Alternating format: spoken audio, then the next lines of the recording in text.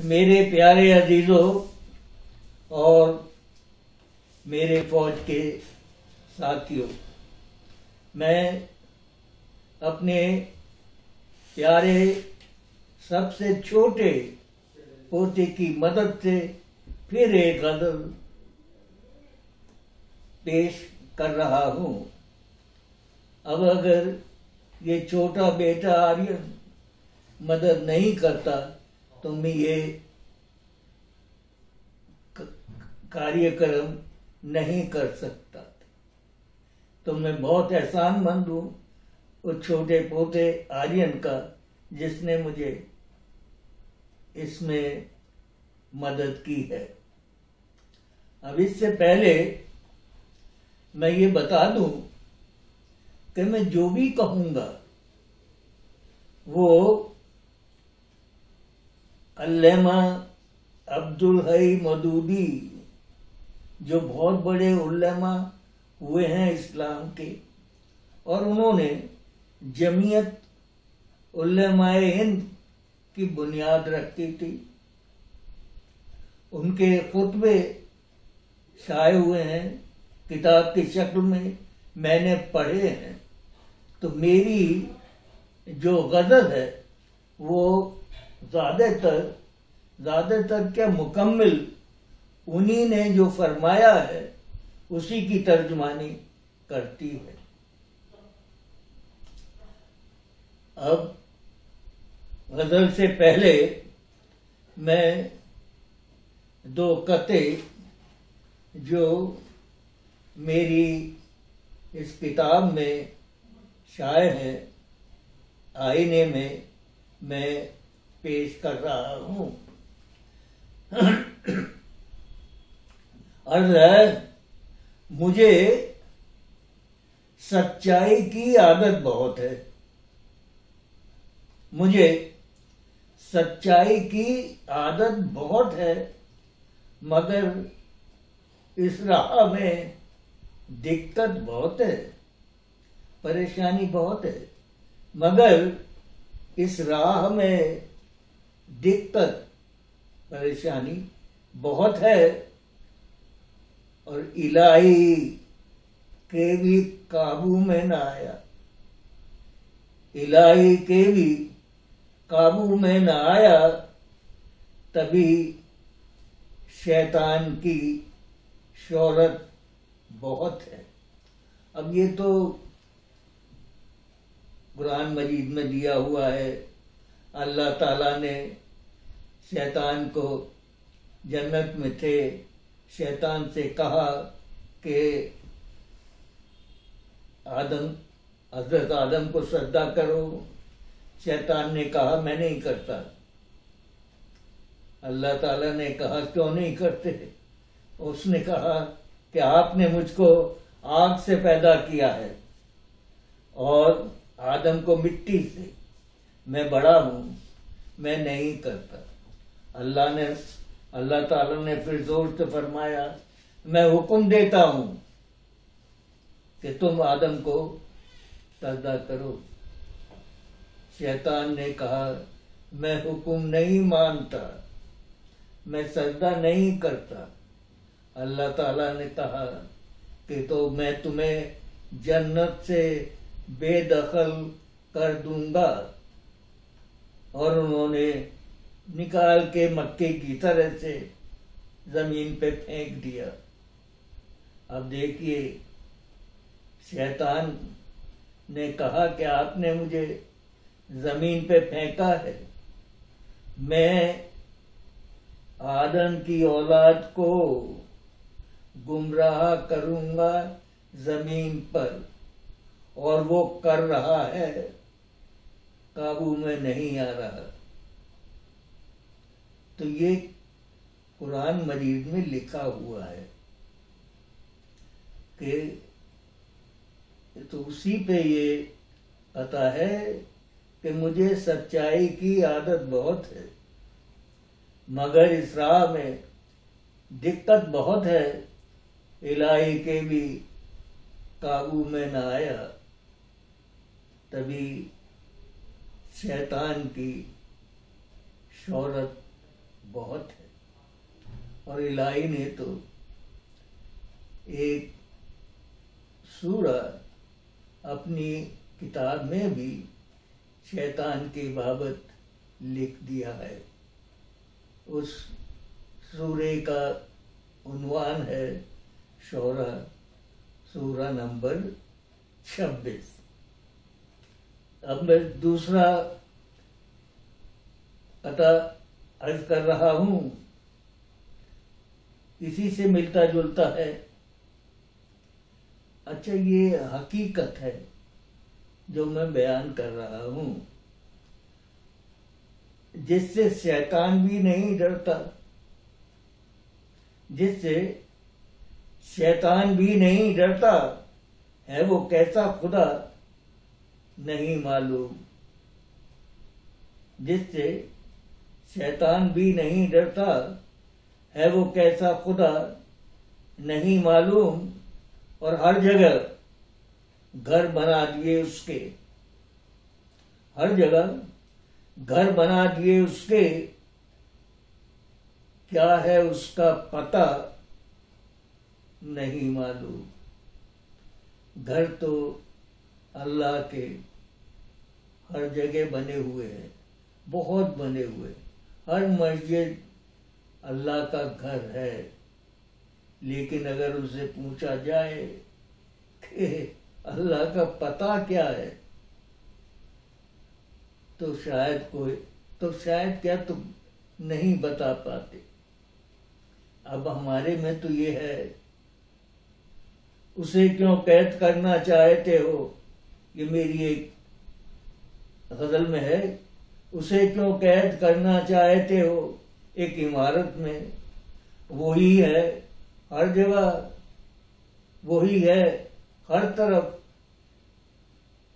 वही है हर जगह, हर तरफ, चाहे जिधर देखो, वो तो सारी जगह उस अल्लाह ही है।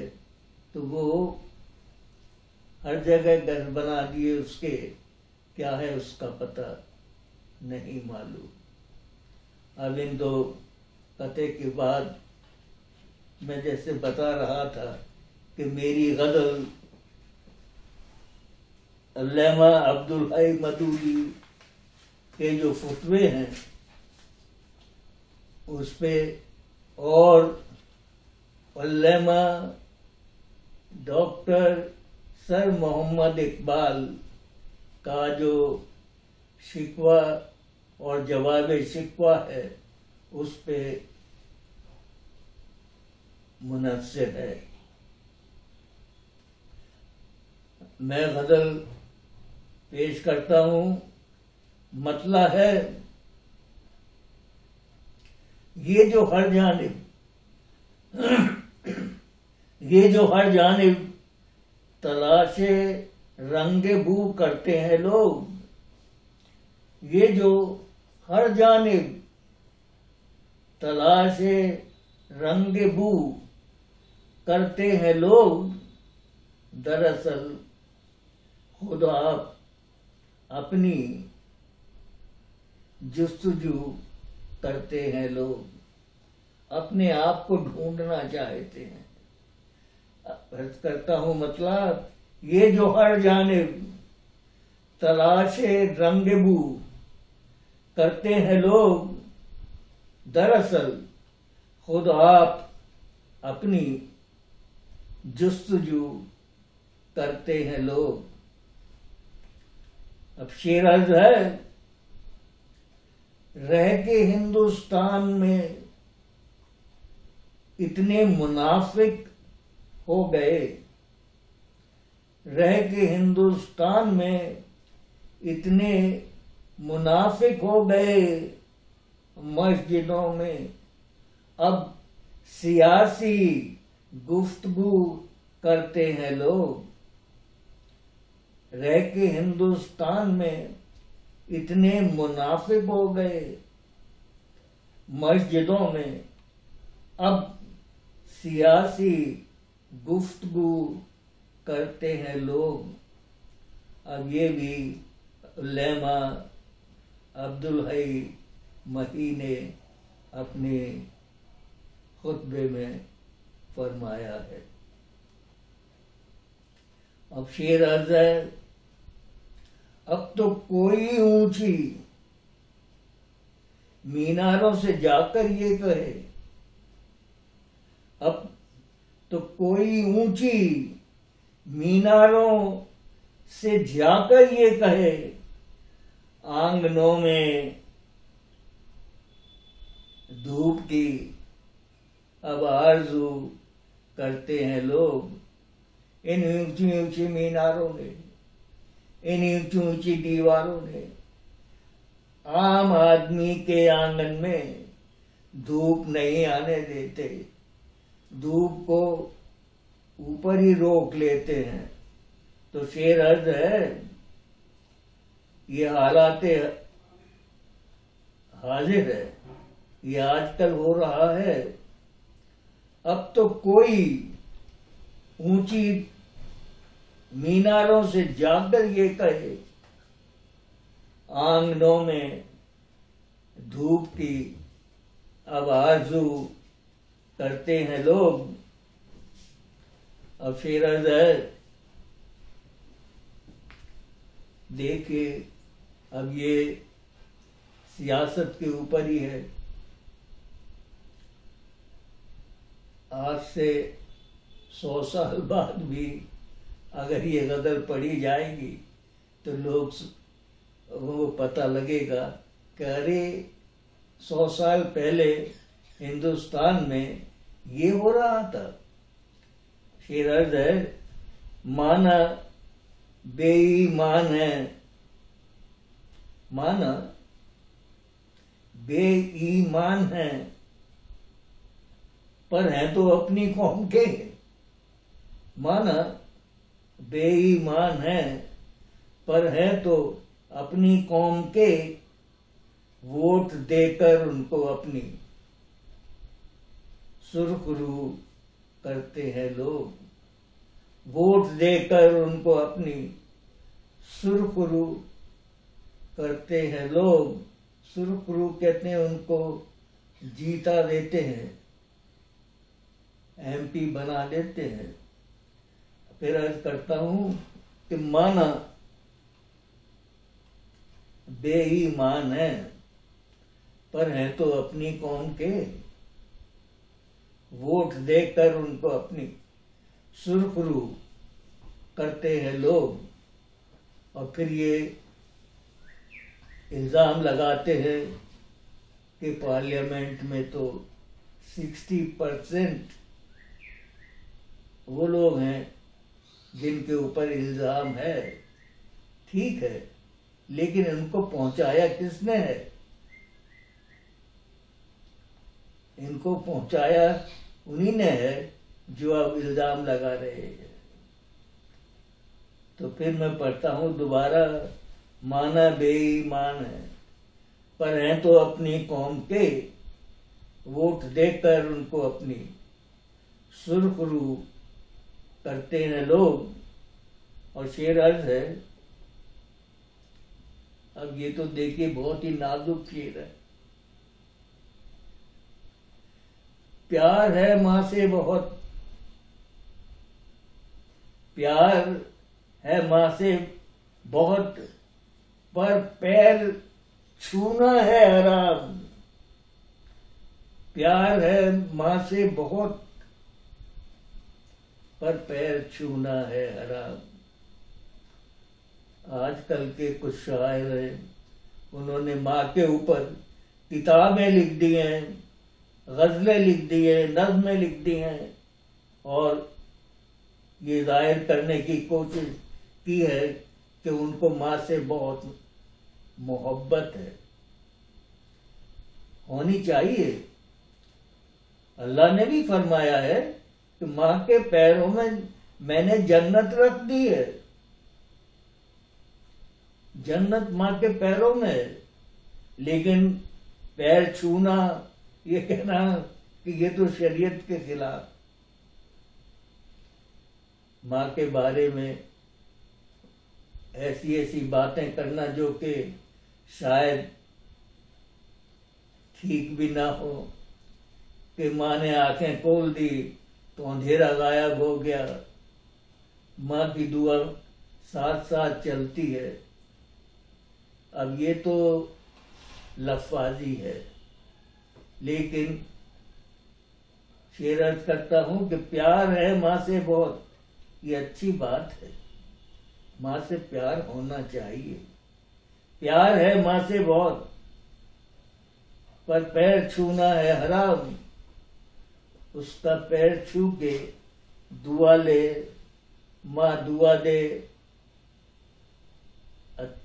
चिरंजीवी रहो, अच्छे बनो। माँ की दुआ निकले वो नहीं करेंगे। प्यार है माँ से बहुत, पर पैर छूना है हराम। अब गंदी सड़कों पर नमाजें बेवजू करते हैं लोग। प्यार है माँ से बहुत, पर पैर छूना है हराम। पैर नहीं छुएंगे, ये हराम है शरीयत में। लेकिन गंदी सड़कों पर नमाजें बेवजू करते हैं लोग। अब सड़क तो गंदी होती है, और हिंदुस्तान में तो बहुत ही गंदी होती है। उन पे कुत्तों के पखाने पड़े रहते हैं, सुअर घूमते रहते हैं। वजू करने का इंतजाम तो सड़क पे होता ही नहीं है। लेकिन वहां दिखावे के लिए गंदी सड़कों पर नमाजें बेवजू करते हैं लोग। अब ये तो अब्दुल्लाह मदूदी ने कहा है कि ये शरीयत के ठीक नहीं है। और सड़क पे नमाजें क्यों, और बेवजू क्यों, और कुत्तों की पाखानों के बीच में क्यों? तो मैं दोबारा अर्ज करता हूं कि प्यार है माँ से बहुत, पर पैर छूना है हराम। अच्छा, पैर तो नहीं छुए, चलिए कोई नहीं, लेकिन माँ तुझे सलाम ये भी नहीं कहेंगे। वंदे मातरम अगर कहा जा रहा है तो हमारे ये हराम है, हम वहां से रुखसत हो जाएंगे, चले जाएंगे। लेकिन मैं आपको बता दूं कि आज़ादी से पहले, क्योंकि मुझे तो उर्दू आती थी, अखबार पढ़ता था, मुसलमानों ने एक अखबार लाहौर से निकाला जिसका नाम ही वंदे मातरम था। जब नहीं हुआ वो हराम, ये हराम कैसे हो गया? तो वंदे मातरम और माँ के पैरों को नहीं छूना, ये हराम क्यों है? अब ये और गंदी सड़कों पे नमाज करना बेवजू गंदगी में जायज क्यों है? इस पे उलमाओं को सोचना पड़ेगा। अब शेर अर्ज है। अब देखिए, ये भी क्योंकि मैं एक फौजी रहा हूँ, लड़ाइयाँ लड़ी हैं, तो ये स्टार हैं।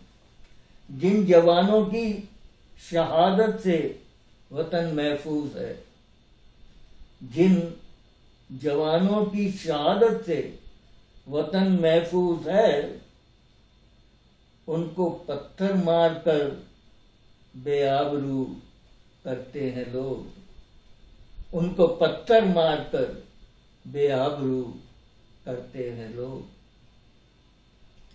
कश्मीर में उन पे पत्थर मारे जा रहे हैं, टीवी पे दिखाया जा रहा है, और लीडर और सियासतदान ये फरमा रहे हैं कि पत्थर मार दिए तो क्या गजब हो गया,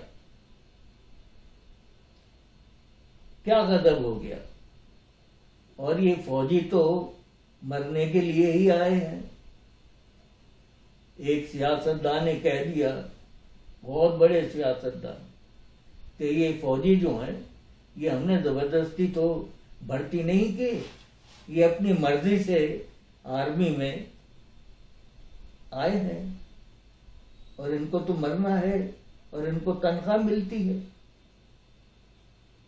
और एक और था वजीर और बड़ा सियासतदान, उन्होंने तो हमारे आर्मी चीफ को, जिसको के 15 लाख लोग उसके हुक्म पे जान देने के लिए तैयार हैं, उसको गुंडा तक कह दिया। और जब उसने ये कहा कि ये जो धरने प्रदर्शन होते हैं और उसमें सरकारी दफ्तरों का, गाड़ियों का उनको जलाया जाता है, ये ठीक नहीं है। और ये लीडरान अपने कैडर को ये बता दें कि ऐसी हरकत ना करें, सरकारी गाड़ियां और इमारत को नुकसान ना पहुंचाएं। अच्छी बात थी, लेकिन इसमें भी सियासतदानों ने कहा कि ये आर्मी के दायरे में नहीं आता। आर्मी जनरल को सियासत में दखल नहीं देना चाहिए। खैर, ये बताने के बाद मैं फिर अर्ज करता हूँ कि जिन जवानों की शहादत से वतन महफूज है, उनको पत्थर मारकर बेआबरू करते हैं लोग। बड़ी बेइज्जती की है हमारी, बहुत बेइज्जती की है। अब मैं तो सोचता हूँ, क्योंकि मैं इस बेइज्जती से गुजरा हूँ। अब मक्ता अर्ज है, वो तो आईना है, वो तो आईना है, जो देखेगा वो दिखलाएगा। वो तो आईना है, जो देखेगा वो दिखलाएगा। लाके उनको लाल के क्यों रूबरू करते हैं लोग। लाके उनको लाल के क्यों रूबरू करते हैं लोग। तो ये मक्ता जो है, अब ये है क्योंकि लाल ने जमाना देखा है। लाल ने ऑल इंडिया उलेमाए इस्लाम ने जो 31 अक्टूबर 1945 को रेजोल्यूशन पास किया था, जिसमें बताया गया था कि मुसलमान एक अलग कौम है और वो काफिरों के साथ नहीं रह सकते। और इस बुनियाद पर उन्होंने हिंदुस्तान का बंटवारा किया था, ताकि सारे मुसलमान हिजरत करके पाकिस्तान जाएंगे और वहाँ निज़ाम मुस्तफ़ा के मातहत अपना शरीयत के मुताबिक जीवन व्यतीत करेंगे, खुशहाल जीवन व्यतीत करेंगे। और जो नहीं गए, जो गए वो मुहाजिर कहलाते, और जो रह गए वो उलेमा अब्दुल हई मदूदी के मुताबिक, जो के ऑल इंडिया जमीयत उलमा के बानी थे, उनके मुताबिक जो हिंदुस्तान में काफिरों के साथ रह रहे हैं, कॉन्स्टिट्यूशन एक आदमियों का बनाया कॉन्स्टिट्यूशन के मातहत रह रहे हैं, वो मुनाफिक हैं। ये मैं उनका बता रहा हूँ। और ये मेरी जो गजल है, इसमें हर शेर अगर 100-125 साल बाद भी पढ़ा जाएगा तो पता उनको लगेगी कि अरे 2020 में ये हालत थी हिंदुस्तान की। अब जैसे हमको जो गालिब ने लिखा है 200 साल पहले कि हमको खुदा के वास्ते पर्दाना काबे से हटवाए, कहीं ऐसा ना हो वहाँ भी वही काफिर सनम निकले। अब ये गालिब ने 200 साल पहले लिखा है, तो ये उस जमाने का गालिब ने देखा है, तो ये अच्छा है। तो हर शेर बताता है और ये वो ही तर्जुमानी करता है जो कि उल्लेमा अब्दुल हई मदूदी ने लिखी है, और जो उल्लेमा डॉक्टर सर मोहम्मद इकबाल ने शिकवे में लिखी है। तो मेरे प्यारे भाइयों, मेरे प्यारे अजीजों, मैं ये गज़ल अपने पोते आर्यन की मदद से आपकी नज़र कर रहा हूँ। इस पे सोच लें, तहकीकात करें कि कहाँ तक सही है और कहाँ तक गलत है, और जो भी है वो अल्लामा अब्दुल हई मदूदी ने जो खुतबात लिखे हैं मेरे पास है, हर मुसलमान के घर मिल जाएंगे, वो सब उन्हीं पर मुनहसर है। मेरी तरफ से कोई नज़रिया पेश नहीं किया गया। तो मैं इसके साथ अपना गज़ल ख़त्म करता हूँ। नमस्कार।